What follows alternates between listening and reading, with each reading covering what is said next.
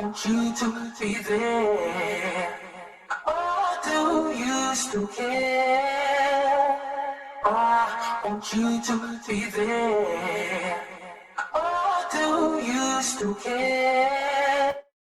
I will be right here. Never have no fear. I will be right here. Never have no fear. We'll do that, but Yeah. Oh wait, I never even cropped the screen. yeah, it's kind of off.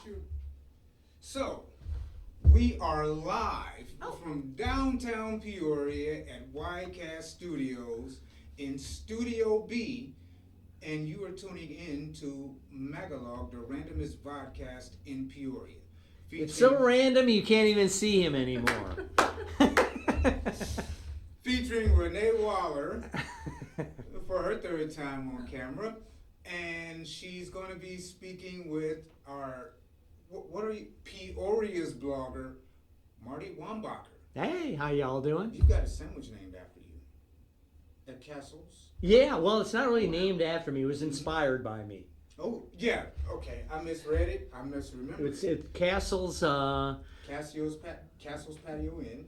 Castle's Patio Inn, which has been there forever, and their sandwich is the Castle's Philly sandwich. It's kind of modeled after the Philly cheesesteak, which I did on my blog. I took some of their cheese. If anybody out there, which a lot of you have been to Castle's Patio Inn, they have this cheese spread there that is insane. They've had it forever. Castle's has been there. Back in the day, it was called Ray's Patio Inn. Was it? I don't know. I'm not that old. Well, yeah, I'm old enough to remember this. Back in the 70s, it started out, it's on Laux, off of Sheridan. Okay. And it was Ray's Patio Inn, and they had these crocks of cheese that you used to get. And back in the day, this is before I was telling you when I first moved out, even before that, I think when I was 18, I was living with a friend of mine. We had no money. And so we used to like scrape together our quarters out of a couch, go to Ray's Patio Inn where they had this free cheese and order a draft beer. And then eat all this we'd be shoveling down the cheese. And after about a half an hour, they'd be like, if you guys don't buy another beer, you got to get out of here. Just the cheese? Yeah. Oh, wow. Because they had it on the bar for free. So it was like, I've been thrown out of Ray's. We joke about it now that it's owned by, it's gone through several other owners. Now it's Castle's Patio Inn. But I'm like, do you know how many times I've been thrown out of this place? I mean, my joke is, do you guys know Jimmy's Bar on Farmington Road? Yes. I don't. Jimmy C's. Jimmy Spears. Yeah. That is the only bar that I've never been thrown out of in Peoria. Really? Yeah, back in my day in the 70s and 80s, I was nuts. And I was thrown out of every bar. You can't convince me. No, well, I You mean, can't convince me. ask some of my friends. Yeah? I mean, the story I was telling you before we went live is, I did. Wait. It's a family program. Oh, I'm not going to curse. I know better. Before we went live, I did a game back in 1985 called Trivial Trivia, the Idiot Edition. And it went, I always say, it went bonkers before like the internet or anything. It went viral before viral was a thing. And it took off in the news. And in 1986, me and my friend who I did it with, we were on the Today Show. Jane Pauley interviewed us. I was just watching that interview. Yeah. I shared it. Yeah, it was from 1986. But the point I'm trying to make is you said, oh, you couldn't have been like that. I went home then and my phone machine, back when you had phone machines in 1986, before cell phones, which is filled with people from my past and that. Oh my God, I saw you on the Today Show. The one that I wish I would have saved was from Jim Burns. If you're watching Jim, he was in Phoenix, Arizona. I think he still is. He's been selling cars. And he's like, oh my God, I was at the car dealership. I saw you on the Today Show. I can't believe you were on there. And then he's like, I can't believe you're still alive. You guys have to bring that game back out. We tried. We did on the 30th anniversary, and it didn't really do anything. So, Okay, we'll find someone to sell it. Well, you live and you learn. Okay, so today, this is Renee. She's going to drop some, I don't know if she's got updates or Nice to not. meet you too. Hey everybody, this is Renee. Hi guys. How you doing? That's Renee. Yeah. There, I'll put my hand over your face. It's very random here. We are very random. I Very don't even know random. why, but we are. We just do this.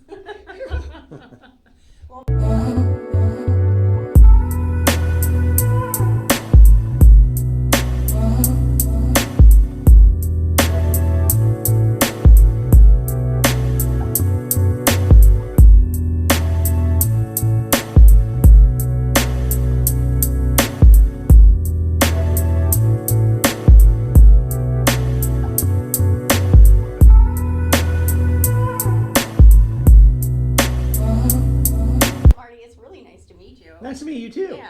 So. And you've got your selfie space. You I should do. give yourself a little plug here. Oh, okay. Yeah, I have selfie space downtown Peoria. We're actually having speed dating tomorrow night. I heard that. Now, I thought amphetamines were against the law. No. Not that kind of speed. Oh, okay. Yeah, but no, dating on speed. Oh, back in my day when you did speed dating, you would take like 3 pills and then. That probably made it more fun. but- Well, I don't know. I wouldn't say in the morning when you woke up, it was a little bit of a harsh reality. Yeah, but at least like if you're on a speed dating event, you don't have to well, maybe you took somebody home with you. I don't We know. won't even get into Okay. that. But how does your speed dating work? So I'm going to have it, it's a 2-hour event, and Oh, I'm going wow. to let people come in and mingle at first, get them all situated, and then we'll just carry out multiple dates Wow. in intervals, right, and have a little intermission. I heard you talking After about this on an earlier segment. Yeah. And I think the good thing about this is it's like the results, you don't get to find out if someone says no until later. That's right. You tell them, right? I'm gonna handle it all for them. Well, and see, that I think is really nice. yeah. Because then you get kind of a nice little soft, well, she didn't really want to, or he didn't want Yeah. to. Break it to you softly. Yeah, no, that's nice. Because I've had some harsh no's in my life. And we can avoid all the harsh no's. Well, there know. you go. Yeah. I'll match them up at the end. Oh, nice. I can see why people would be hesitant. Like they're used to doing like Tinder or something like that. And See, I've never done Tinder. I don't do it either. But Yeah, I a lot don't of people even. do. I know, no, it's a big thing. I'm an old guy, so I don't. Yeah. Well, I mean, I was just learning a little bit about you when Seth asked me to do your interview, and so. He said, "Oh, you got to talk to this guy." And I'm Yeah. like, oh my, no. No, it's fascinating because you've written and done stuff on Illinois, New York, nationally, and all over the place, and you still have blogs going. And how many years now have you been like blogging and writing? I mean, I started writing back. Well, I mean, back when I did the Idiot Trivia game, that was 1986. Okay. And back then, Is that I had, huh? Is that what got it started? Yeah, it is. Okay. And I had no idea that I wanted to write. And then I did it with Greg Owens, a friend of mine. He did the graphics and kind of handled the business end of it. And with that, I didn't think I wanted to write. Then we did a joke cookbook called Gone with the Burp the next year. And it was like joke recipes. And I wrote a little forward to it. The guy that we said made the recipes, his name was Chef Bob. Okay. Just a Bob. fictional character that I made up. And when we did it, we just had these jokey recipes in it. I'm like, it'd be kind of funny to have the history of Chef Bob. Yeah. And so I wrote that, and I remember like almost scaringly gave it to Greg and said, "What do you think of this?" And he read it, and he was like, "Wow, this is really funny." He's like, "I didn't know you could write." And I remember thinking, "Oh, I didn't know I could either." You've got jokes. Yeah, and so that kind of started the whole ball rolling. And then in 1990, I did a magazine here in Peoria called People of Peoria. And for 3 years, I published that. And it was successful in one way. It was like the top-selling magazine here in Peoria. Okay. But the sad thing with it was, because, I mean, we cursed in it, kind of like on my blog. It could kind of be off the wall at times. But I always know, like, when to draw the line. Sure. Like on here, I'm not going to be cursing Yeah. on this show. I know when to and when not to, but it was kind of that way with the magazine. But a lot of businesses said, "We don't like the light you're portraying Okay. Peoria in." Oh. Okay. Because I did a lot. I mean, we had a cover story in Willie York, the homeless guy. Okay. I spent a day with him. I tried to. Oh wow, my phone is ringing on air. Hold on, people. Yeah, let's see who this is. So you did an interview? Oh, this is Walt. This is Walt, who's an author. Hi, Walt. This guy's actually writing a book on Dan Fogelberg that he wants me to contribute to, but I'll call him back. We'll let it ring. Sorry about that, Walt. I'll call you this afternoon. So I did the magazine, and that's what kind of led me to New York in 1993. Yeah. I met some people in New York. They were like, "Oh, you got to move out here." Is that when you started doing the 365? I did that in 2010. That was 2000. I moved there in 1993. Yeah. Wrote for a lot of weekly papers. The way back in the pre-internet days, Yeah. I feel lucky, and I said to a friend of mine who was my first editor, Chris Erickson, at a paper called the Manhattan Spirit. Okay. That's one of the first papers I wrote for, which was a weekly paper. Back then, what the deal was, you went to New York, and then you wrote for the weekly papers, which paid nothing. I mean, you'd get like $35 an article. Oh wow. But you paid your dues, and then for that, you'd maybe get into the daily papers. And then maybe you'd get a staff writing job. I mean, I went from the weeklies, and I've written for the New York Daily News. I've written for New York Post, Yeah. Time Out New York, which is a big magazine there. I did a lot of freelance writing, but it's all changed now because of the internet. Sure. This is I moved there in 93 So, before the internet paper. was anything. So I said to Chris when I met with him once, I'm like, we were the last of the pre-internet journalists in New York City. Okay. So I feel proud to be part of that kind of whole were. pack. What else did you do besides writing while you were there? Because I can't imagine making $35 an article. No, I mean the daily papers paid more. You'd get like $500-$600. I worked a night job at a graphic arts place. Okay. I started out at a place called Saraband Press, Okay. and I always worked second or third shift. All right. And I worked there. Then that got bought out. The joke was the guy that owned Saraband Press, Joe. He sold his business to a company, and I said the only thing this company got out of it was me, because they lost all their clients. But I basically, for the next 18 years, worked for this company that just kept getting bought out by different companies. But I was the only one that stayed from the Stayed original true. one. Yeah. And it was a night job. It paid well. I mean, in New York. And I worked a lot of overtime Okay. because I lived in Manhattan. I lived on I lived between 5th and 6th Street and on 16th Street. Okay. And I had a really cheap rent. A friend of mine, her mom and stepdad owned the building I eventually lived in. Okay. And this was a cheap rent for a studio apartment Yeah. with no kitchen. It had like a little pantry, a little bathroom, one room. No wonder you blog about food sometimes. Oh, because yeah. You must have been starving. Well, not really starving. I mean, No. there's so much to eat in New York, but Yeah. you live in these tiny little rat holes. Wow. When you live in Manhattan. A lot of people Yeah. don't realize that. A lot of people have never seen a real New York apartment. And I would have, my joke always was, when I finally got this apartment on 16th Street, all my New York friends were like, because it was a plum place to live. Oh, It was like near Greenwich Village. It was near the Lower East Side. you're living good. Well, it's all about location Yeah. in New York. It really is. And but How much would something like that go? that's for what I tell you. today? When I left, and it was a rent stabilized building, and I knew the landlord was a friend of mine's. I was paying $1,035 for a studio. Wow. But now, from what I've read, this is like 10 years later. Studio apartments now in Manhattan are going for between $2,000 to $5,000. Wow. Okay. I don't know how people move there and live there and do stuff. I don't know either. But with the internet, it's all changed. Again, going back to 1993, I feel lucky that like back then, which a lot of people now don't realize, if you wanted to be like a writer, a musician, whatever, and really kind of say that you've made it, you had to move to New York, you had to move to Los Angeles to really make it. Now you don't. I mean, like Justin Bieber, he put his stuff on YouTube. Yeah. And yeah, you don't have to do that anymore. So I see you're meanwhile back in Peoria, your Facebook page, you've got over 23,000 followers on that right now alone. yeah, that itself is crazy that like, and I get hits on my blog. I look sometimes from like all over the world. Yeah. So you can be a worldwide thing now and be in Peoria, Yeah. which is kind of what this is all about. Exactly. Yeah.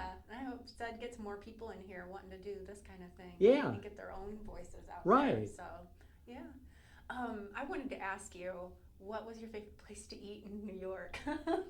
There were so many places that I love to eat out. One of my favorite things is to go out to restaurants.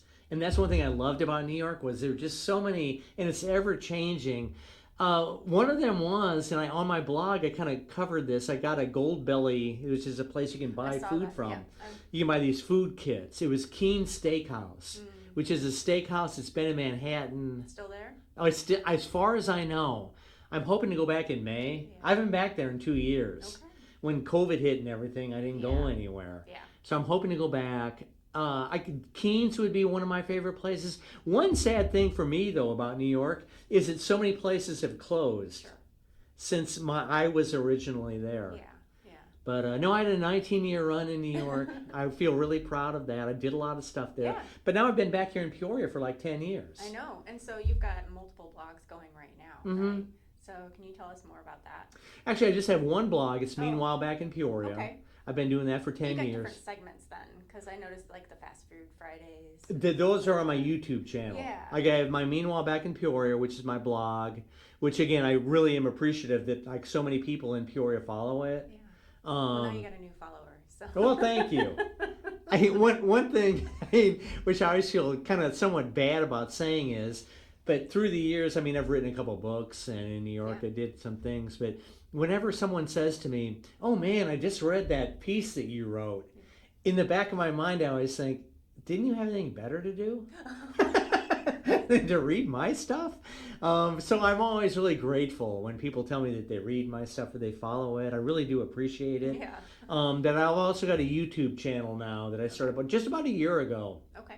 I'm doing food reviews. I just started a fast food pizza review. Okay. Yes. Today. Yes. I just published that today. On Mondays we do these food tours. I'm doing chicken wings now. Okay. So I kind of, on the blog and on the YouTube, I do these things. I just started yesterday. I'm going to, in 13 months, I'm going to 13 places that have cookies. Oh, okay. And trying I a saw cookie, the cookie. trying We a were at cookie, Chester's. cookie every month. Went to Trefsker's Yes. Bakery, Yes. which I've done a lot of blogs from Trefsker's. One fun thing about the blog is, and kind of with this, I'm sure it's the same thing with Widecast, is that you meet so many people. And it's so much fun. I like to meet you and hear what you're doing, and just to hear everybody's little story. I always say, as a writer, everyone, if you dig deep enough, everybody that you meet, They've got a story. they've got some kind of a story. Even ones that say, "Oh, I'm nobody" or whatever. Right. Everybody has some story, and for me, it's fun to meet people and kind of dig down and find out what your story I like is. that too. And the nice thing. We've been trying to reach you about your career's extended warranty. Have you heard about Wildcast? Well, Wildcast is definitely here to help. We're here to help. Wildcast Inc. is here to help you grow your media career. We help you plan, produce, edit, upload, distribute, and promote your content to a worldwide web and beyond. That's a lot of services covering lots of jobs, and it can get expensive, especially when you're starting out, or maybe you're not sure if this is what you want to do and you're just testing the waters. So, we've created ways to help you get it done and not go broke through the Peoria Life Collective. We have a slate of 12 show concepts designed to showcase the greater Peoria area as the best city in the U.S. to live, raise families, and grow business. These concepts are built to aid local performing artists in their careers. Add voices to local nonprofits and create more ways for for small businesses. business to market and promote with the broad array of talent hidden inside the clubs, bars, and event spaces in our area. We're inviting you to take part in this ambassadorial pursuit. You can help us provide this service to our region, and we'll reduce the cost of the services you need. That's a double banger for your Content needs. Tap in, see where you fit. We good? Why don't you just say that? I would share some of my subs with you.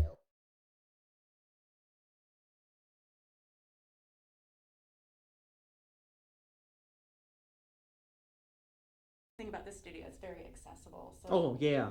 Seb can make anybody feel comfortable. I've never done anything like this. He's like, come on. No, you're great. Thanks. No, I saw your segment before where he was interviewing you, and no, you come off really well on camera, and Hey, thanks. So, gosh, I want to hear more fun stories because you have a ton of them. there's just really starting back when I did my 365 Bars blog in New Yeah. York, I've met so many people. I would say I just met thousands of people because with that, I mean, it was, I went to 365 bars in 365 days Oh. in New York, but I also traveled. I went to Cleveland for a weekend.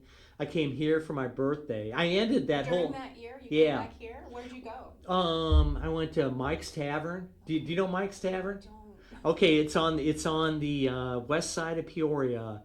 My grandpa was a regular there. Okay. I mean, back in the 50s. Nice. Yeah. No, it's been in West Peoria, I think maybe since the 50s, maybe even earlier. Okay. But it's a converted garage. Oh, really? Yeah, no, it's like it was a dive bar before there were dive Sometimes bars. those are the best. They are. No, this one, Mike's Tavern, if you've never been there, is one of the best bars in Peoria. And now new owners have taken it over. They have really good food there now. But back in the day when I was doing my bar blog, it was still there. But Mike's was always in its day. Now it's doing a lot better. A lot of Bradley kids have found out about it, Oh, and which I'm glad about because it's helping them. But it's been a Peoria tavern. Like I say, my grandpa was a regular. My grandpa was a real character. And so I went there for my birthday, and then when I was ending my bar blog, which got written up in the New York Daily News, then the UPI wire service picked it up. It was just, I've had many things happen in my life to where this happens, to where all of a sudden it just blows up, and you don't know what That's to. 'cause you're an interesting guy, and you're talking about really interesting things. Oh, well, And make thanks. it fun.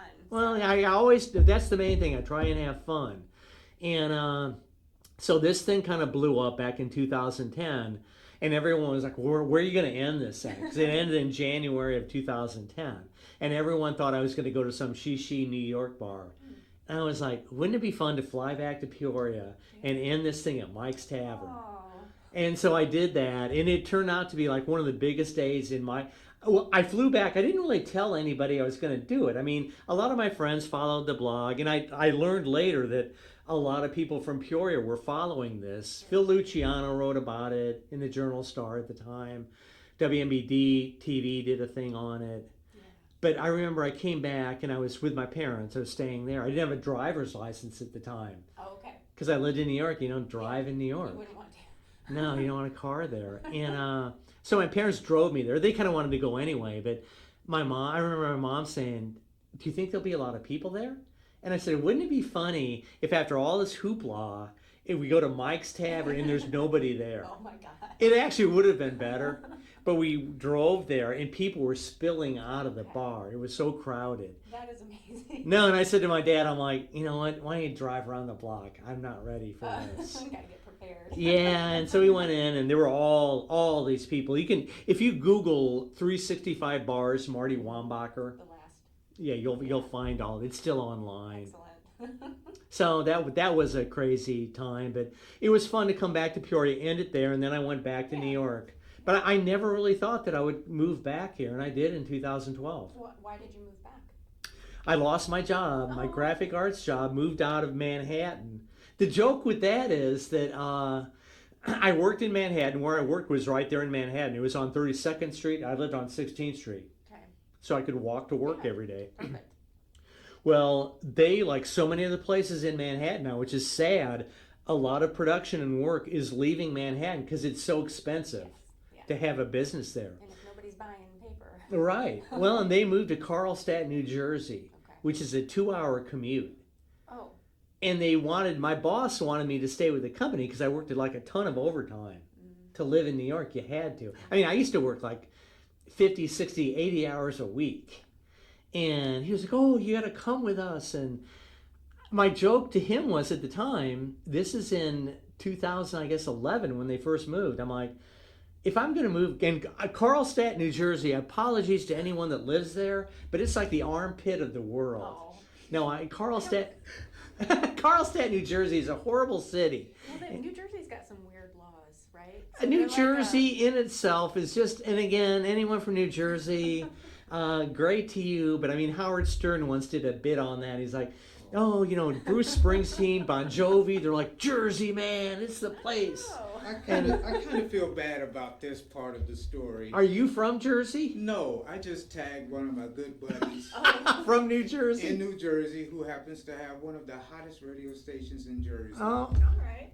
I don't know how Gene's gonna feel about this. Well, Gene, I'm really sorry, Sorry. but and I really to his credit, I haven't been to that many places in New Jersey, but I've been to Carlstadt. Ask Gene about Carlstadt. If well, he I have likes to. Carlstadt, then he's out of his mind because this is the armpit of the world. And my joke to my boss was, he's like, well, you know, I'm like, I'm not going to commute 2 hours each way to go to work on a train. And he's like, well, why don't you move to Carlstadt, New Jersey?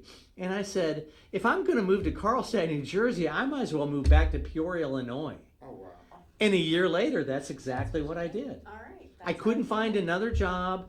And at one point I thought, I do feel good. It's like I accomplished everything in New York I wanted to do. I wrote. Sounds like you did a lot. No, I did. I wrote for I couldn't write it all down. I wrote for a lot of newspapers. I did a lot of freelance writing, which I feel made my mark as a writer. Yeah. I did a magazine called Fish Wrap, which got national attention, which made fun of the mainstream media. I wrote a couple of books. I did the magazine, the blog, 365 Bars blog. Yeah. That got international attention. I feel really good. I just put up a little thing. I always put music videos on my Facebook page every night. I put up something last night about New York. And a guy who lives there, Thomas Lynn, if you're watching Thomas, he put, hey, we all remember you in New York and we still miss you. Oh my God. No, it really made me feel good. I'm like, I can't believe you remembered me, but it was nice to have somebody leave that kind of sentiment. I really do feel like I left a mark in New York. Yeah. And I thought, I've done everything here in New York. Peoria is a lot easier place to live. I don't have kids or Do you anything. have family still here? Oh, yeah. No, I mean, at the time, my parents were still here. I got a brother and sister that live here, my cousins, aunts, and uncles. Okay. I was born and raised here. Yeah. So I really have roots here in Peoria. Lifelong friends from high school and that. And plenty of places to go eat and drink. Oh, yeah. And so I thought, we talked off air about this. I thought, you know what? I could move back to Peoria and maybe like be king of the bloggers in Peoria. Well, I wouldn't go that far, but I'm really appreciative of all the people that read the blog. Anyone out there that reads it, I really thank all of them because coming back here, I didn't know if it would work or not. And I thought, I was really depressed in New York because I couldn't find another job. And I thought, well, you know what? Maybe I can go back to Peoria. And I thought, boy, if this blog doesn't work, I don't know what I'll do. And it worked, but I thought, well, it'll work for a year or two, and then I'll have to find something else to do. Still give you time too. But it's been 10 years now. And people, I mean, the numbers for my blog now it amazes me because on my hosting site, you can see how many like hits you get. Yes. I'll get like 20, 30, 40,000 hits a day Wow. from all over the world. So That's amazing. I know I'm really thankful for all of that. And I'm just grateful for people that read my stuff. Well, I'm glad you're back here and you Thanks. have a family to support you. And Yeah. you had all of that happen, and here you are still doing all that fun stuff you love to do. Yeah, no, I'm really grateful for all that's happened to me. Yeah. And all the stuff that I've done. I mean, I'm great. I mean, for what you guys are doing here on Vodcast and Peoria Life. We're just going to keep things rolling too. No, and that's what I love to see in Peoria, and that's kind of what I try and do too. It's like I have so many people that I hear now and again say, "Oh, Peoria sucks," and this and that. No. And what I always say to them is, because I kind of was But at, you live here. well, I was at that point in 1993, Yeah. and I kind of had this magazine. I was having trouble selling ads, and I'm like, you know what? I've had it with this place, and I did. I moved to New York. So what I say to people is, if you don't like it here, then leave. Sure. But if you're here, then try and make a mark. Yes. Try and do something like you're doing with your selfie Yeah, space. exactly. Try and put fun things up here in Peoria on a local basis that people can do. Yes. I'm really anti-chain places. It's like if you can help it, don't eat at chain restaurants. It's an easy and unimaginative way It to is. start a business, a creative business. But Right. when you do something where you're creating and building it, Right. doing it all on your own, that's different. No, and it's fun, and it's what gives the city a flavor. Yeah. And makes it their own. I always say, like, if you don't support like the local coffee shops, for example, then pretty soon it's just going to be all Starbucks. Yeah. And do you really want a city that is just all the same thing? Mm. So I applaud people like you that are starting Thanks. their own business, trying to do something different here in Peoria. I support Peoria Life, Vodcast that are doing these different shows and everything. Yeah. It's great. It's what I love about the He city. just wants to reach everyday people and Yeah. get them involved, and so that's what I really like about it. But my goodness, I went blank. I do that all the time. No, your stories are wonderful. And Well, thanks. I'd love to get a beer. Well, do you have one? Let's. I don't know. No, I don't think Zed has any right now, but that's okay. Can you tell me more about your Marty monologues? You did a stage production? Yeah, I feel kind of bad about that because that has kind of hit a halt. How come? I may bring it back. COVID. Well, okay. COVID happened, and the Marty monologues was another funny thing in my life to where this started like 18 years ago. A friend of mine, I won't say her name because she hates having attention on her, but a good friend of mine, and we both moved out of Peoria at the same time. She moved to Chicago, I moved to New York. Okay. And we used to meet, it sounds funny, but on every Christmas Eve, we'd come back to Peoria to be with our families, and we'd meet at Chili's. At Chili's? I don't know why, but we started this tradition. Okay. And we'd always meet at Chili's. And one year, this has to be 18 years ago now, she said to me, and I can't remember the actor, but it was in Chicago. She's like, oh man, this actor came to Chicago and he did a one-man show. You should do something like that. Yeah. With all your stories. And I'm like, are you out of your blanking mind? I mean, I won't curse on here. But you're good. I'm like, are you out of your blanking mind? I couldn't do something. Oh no, whenever we go to a party, as you can see, I'm kind of a motor mouth. Yeah, no, you just have that gift. Well, thanks. You But absolutely do. This is a message.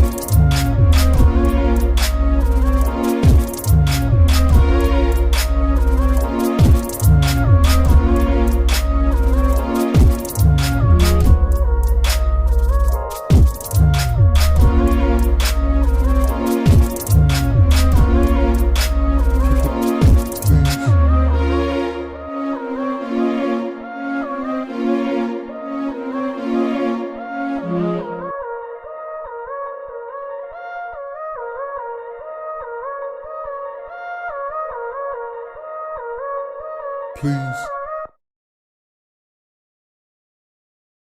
She's like, whenever we're at a party, you start telling stories. There's always a crowd gathers around you. You should do a show where you tell your stories. And I'm like, I'm not going to do that. Well, my friend, who remains nameless, she's kind of like me. I can be obsessive about stuff. I think to do things like I've done, probably what you do, you have to have an obsessive trait Oh, sure, absolutely. to yourself. But every time I would see her, she'd come to New York usually about once a year, and we'd meet at Christmas Eve. She would always start out the conversation. I mean, this went on for like 12, 15 years. So her first words always were, so how's the show going? And I'd be like, there is no show. What are you talking about? I'm not going to do this. And it went on. And finally, when I moved back here, you know the Apollo Theater, which is right down the street from here. Right, yes. The Apollo Theater, I went and did a blog. Someone did a burlesque show there. Okay. And they asked me to cover it for the blog. Okay. And I'm like, well, okay. It was like semi-naked women in this. And they said I could go for free. And I'm like, Hey, well, okay. why not? Yeah. And so I went to the Apollo. But going there, I'm like, wow, it's such a grand theater in there. And I thought, geez, if I were to do a show, this would be the place to do it. Okay, there you go. And so I talked to the manager of the Apollo, Mary, at the time. I don't know if she's still doing it, but I'm like, can anyone rent this space out? And she said, yeah, it's X amount of dollars. I'm like, if I were to do like a one-man show, Yeah. could I? She's like, yeah, you can do anything you want here. Okay. And so I did. I put together the Marty monologues, I called it, and I did the first show trying to remember what year that was. I guess Right before COVID? Or? no, it was a couple years before. I've done like 10 shows of them. Okay. And the first one, I think maybe it was in 2018. I did the first one, and again, like with my writing, and I remember saying to my friend, I'm like, I'll rehearse for this and do it, but if only like 10 people buy tickets, I'm not going to do the show. Right. Because I thought, who is going to come to this? And we ended up selling 100. The place only holds like, I think 210. The first show we sold 185 tickets. That's awesome. It was, but again, I That's thought, not normal. well, and I thought, why are these people? But it went over really well. People really liked it. And what I did, I told 3 stories, and we had Sarah Marie Dillard, Brandon Muber. They did the music. We had live music at the beginning, at the end. Jonathan Wright was the DJ. In between the stories, which people end up really liking, and I just kind of did it as an afterthought. I made sandwiches in between the stories, and then gave a sandwich to like people in the crowd. Nice. And people really seemed to like that. And so for the shows, I would always do the stories, and then in between, kind of to give the crowd a break, I would always make like a little food item. All right. And it full of made surprises. Well, it made the show a lot of fun. And at one point, which kind of gave me new respect for like bands, comedians, anyone that goes on the road and does that all stuff. the time. Well, I always made a joke. There's a Bob Seger song called "Turn the Page." Okay. And it's all about being on the road. And back in the day, I always made fun of it. Like, oh, how tough could that be? You're a rock and roll band, and you fly to a city, you do a sound check, you do your show for 90 minutes, then you go out to a party or whatever, and then you go to the next city. How tough could that be? Well, I thought, let me see what that would be like. And so for the second Marty Monologues, I did 3 like real actual stage productions. Okay. With different themes to them. For the second one, it was about growing up in the 60s. And it was stories about what it was like to grow up in the 60s, which I feel lucky. I'm old enough to have done that. Yeah. But it was like one of the stories where like seeing the Beatles on Ed Sullivan when I was 5 years old. Just these things that you got to experience. That was a theme of the show. And I'm like, it'd be kind of fun maybe to do it in Peoria. I've got a lot of friends in Chicago. And I thought maybe book a little theater in Chicago. Did you do all your own booking? Yeah. Wow.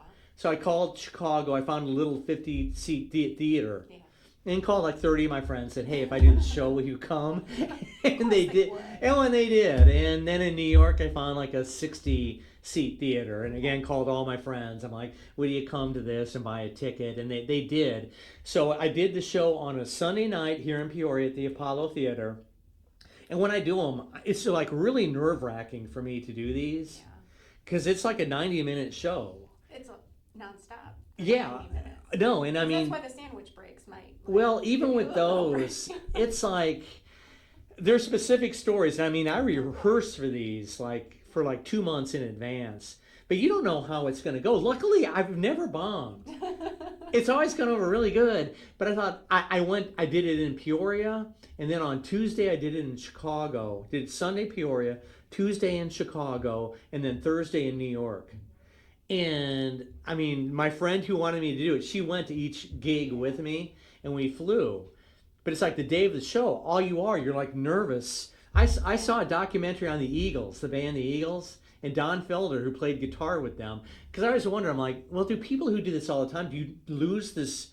Because the day of the show, all I am is like nervous the whole day up to the show, and I'm rehearsing. Yeah. And I don't want to see anyone. Like when we did it on the road, I would be in my hotel room the whole day, just like rehearsing it. And then you do this. It's nerve-wracking, and then you do the show, and then it goes over really good. And then we would always have a little party at a bar afterwards. Like here, we did it at Kenny's West Side Pub. Nice.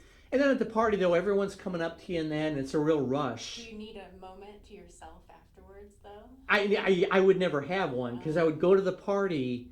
And I have read from like entertainers that do this on the road, and then when you're done and you go back to your apartment or you go back to your hotel room, it's like, boom, it's all over. And then it's kind of almost like a depressing moment. Very highs and lows. It is. It's a weird thing to do. And to do that for like 6 months, when I did it for a week, at the end of it, on that Friday, I told friends of mine, I said, I felt like somebody had hit me in the head with a shovel, because I did it Sunday, Tuesday, and Thursday. Yeah, and that was intense. It really was one of the most intense things I've ever done in my life. And I feel really grateful again that like people really liked it. I need to call my friend Ray. He does stand-up comedy, and he has. Has he been at the jukebox? No, he lives in Arkansas. Oh. Fayetteville, Arkansas. Because I know a lot of the local comedians at the okay. jukebox. I've done a lot of blogs from Well, I'd there. like to invite him up here so I can Yeah. finally see him. But I can imagine, like, with your experience and what you're describing, like what he goes. Does he go on the road or? He does, yeah. But he ends up booking his own stuff and. Like how often does he do it?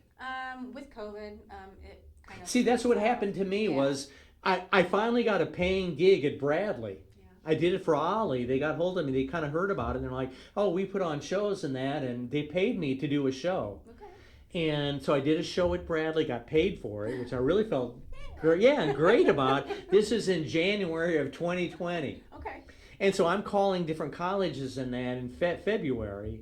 And then at the end of February 2020 is when COVID just went nuts. Yeah. And I actually had a gig in Milwaukee. Okay. And that got canceled because of COVID. And I just kind of put that to the side. I kept doing my blog. COVID was a strange time for me because I thought everything was shut down. And I'm like, what am I going to do?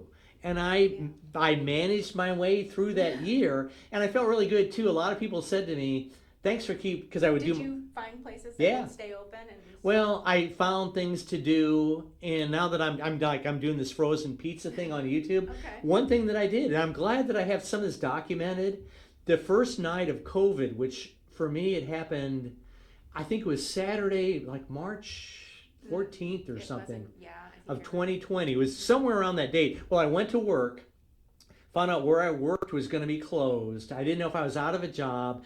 On my blog, if you follow it, I go out to eat every Saturday night. Yes. Then every Monday, I call it Saturday night at blah, blah, blah. Right. And I go to a local restaurant. And that's really popular with people. I can tell. But that night, COVID hit that day. It's like they had the first case in Woodford County. All of a sudden, it was becoming real around this area. And I'm like, oh, man, I don't think I want to go to a restaurant. And I kind of freaked out. I went to work. And at the time, Schnucks was still open 24 hours on University. Okay. And I'm like, well, hours, wow. Yeah, it used to be. It's not. It stopped with COVID. Yeah.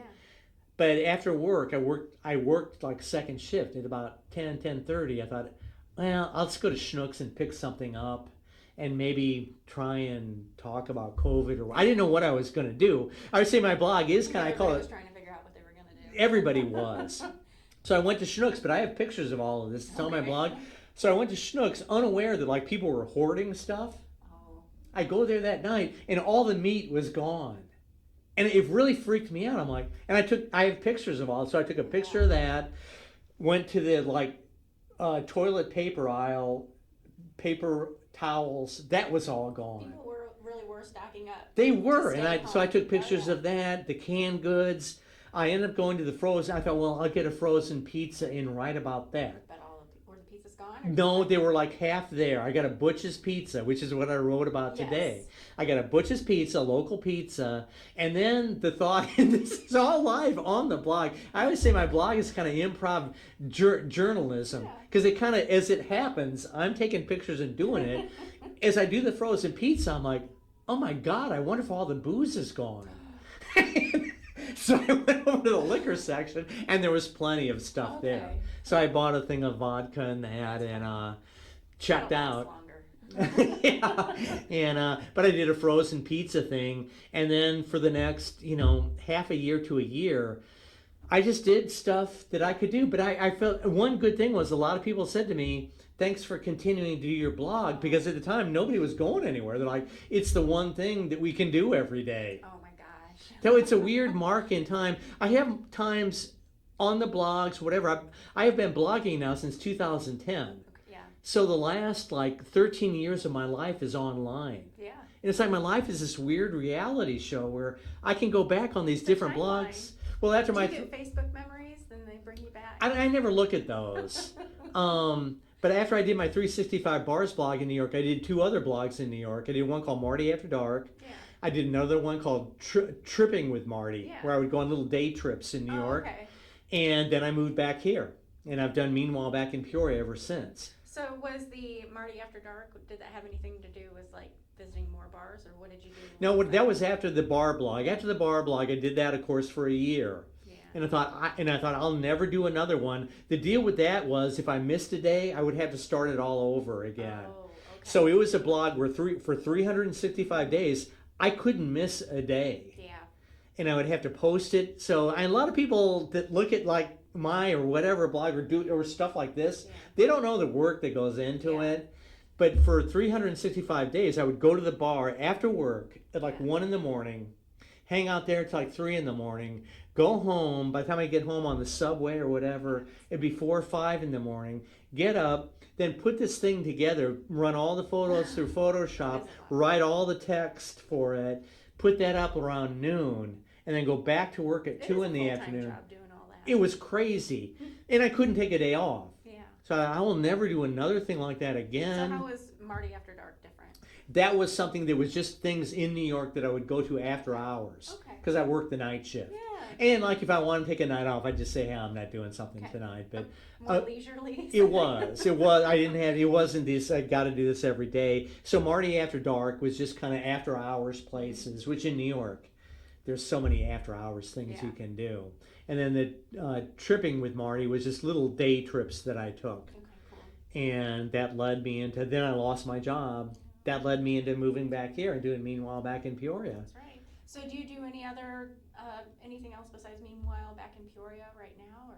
No, right now it's Meanwhile back in Peoria. I've got the YouTube channel. Yeah. I may bring back the Marty monologues at some point. I just haven't, with the YouTube thing, that kind of satisfies my kind of, if you want to call it a live performance. Begin with, you don't have to do it in front of a crowd. Oh, here's my phone again. Potential spam. Which was something, potential spam has only happened in the last, couple of years? Yeah, a couple years now. So if it's probably is spam. You know what, There's so I'll much answer and see who this is. Yeah, go ahead. Hello. This will be interesting. Hello. Hello. Yeah, this is Martin. Who is this? Oh, hi, Mary. This is Mary from Medicare. Mary, you're on live TV right now, and I've really got to go because I don't really have any interest in this. But thanks for calling. And that is how the spam calls go. I know everybody has received them. Well, now that I turned 64 last year. Now you're getting Medicare. It's all Medicare calls. This is Mary from, have you tried this plan? And it's like, so anyway, there you go. There's live TV for you. That's right. Live phone call from a Mary. Mary from Medicare. Special guest star that you never expected. Yeah, exactly. Well, Marty, it's been so nice meeting you. Nice meeting you too. Yeah, and I hope, is the Apollo Theater still running? That's one of the reasons I've kind of stopped. No, it's not right now. They shut down with COVID. Okay. And they That's had, something I'd like to do. well, and they had like a lot of fun performances there. Bands would play there Yeah. because you could rent it out, and it wasn't. I'm not going to say the price because everyone I think differed, but you could rent it out for not much money, and then whatever you wanted to charge, you kept all the box office money. So it was like, I never made a princely sum, but I would make money at every Marty monologues, which was nice. No, they're still not open. I don't know what their story is, but I hope they open back up. Yeah. And if they do, I would probably do another Marty. It's the perfect place to do a show like that. Mm-hmm. I don't know another place in Peoria. One thing that was good about that was they didn't have a bar or anything. If you would do it at a performance space at a bar, then people are going to get drinks. And with my show, you kind of have to really listen to the stories. Yeah. You kind of got to stay put. Mm-hmm. And when you're in like a bar atmosphere, that People are coming and going. it's Yeah, hard absolutely. to do. I didn't know that. So they don't do drinks or anything No, over there. no. Okay. So what kind of, did they allow people to bring stuff in? You could sneak it in if you wanted okay. to. Yeah. There's no real rules there. Okay. But no, it was a nice place because the theater itself, I always say, I got that when I went to the burlesque show. When you go in there, you feel like you're really going to some kind of a grand show because it's this old-time antiquated theater. Yeah. So I hope they open it back up Yeah. again. I hope so too. Yeah. Well, You could do a selfie show in there. I could do something. No, you could. That would be fun. Well, I've got a place. I I know. hope people come to that. Well, I'll come and do a blog from there. That sounds good. Yeah. We could do that. All right. I don't know what time it is, but I'm thinking I need to get going. Okay. Yeah. It is 2:05. Oh, yeah. You got to open your place of business. I have another job too. I started working for my previous employer, picked up Oh, some part-time hours. So, okay. Yeah. Well, happily I don't. Oh. So I don't have to go anywhere. I gotta work. Yeah, well, good luck with that. I'm done with working, so. Yeah, I don't blame you. Now you get to focus on all the fun stuff. Oh yeah. No, and I am, and it's great every day, just like doing my blog and going to the videos and everything.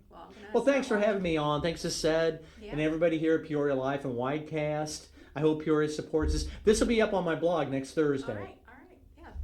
Well, I know Sed and I are going to share it, and so Thanks. everybody, you'll find this video and be able to watch it again. And I'll take a live picture of you here for the blog. You ready? Yeah. 1, 2, 3.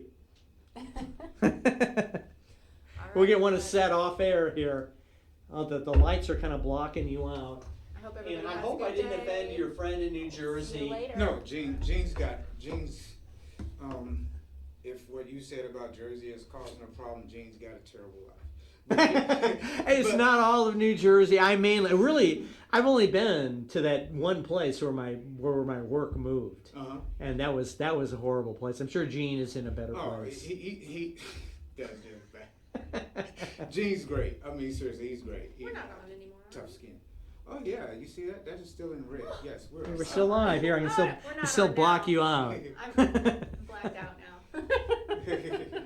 Bye, everybody. Thanks for tuning in. Folks. Hey, thanks. It's been great having Marty in the studio. Thanks for having me, Sad. I appreciate it. Thank you. Yep. One of the few people who actually sticks to a schedule. I'm always on time. That's Good deal. If you are interested in speed dating, I know there are lots of people who are swiping left and right Yeah. on all these apps. Saturday night.